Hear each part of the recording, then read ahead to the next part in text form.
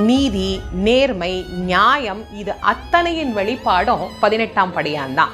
உண்மை எங்க இருக்கோ அவருக்கு பக்கத்திலேயே இருந்து வெற்றி பெற செய்யக்கூடிய தெய்வம் அப்படின்னா அது கருப்புக்கு நிகரான தெய்வம் வேற தெய்வமே இல்லை. இந்த கருப்பண்ண சுவாமி கிட்ட போகும்போது ஒண்ணு மட்டும் தெரிஞ்சுக்கணும், நம்ம பக்கம் உண்மை இருக்கணும், அவ்வளவுதான். உண்மை இல்லை அப்படின்னா கருப்பண்ணசாமி பக்கம் கூட திரும்பவே முடியாது. அவ்வளவு வலிமையான தெய்வம் கருப்பண்ண சுவாமி.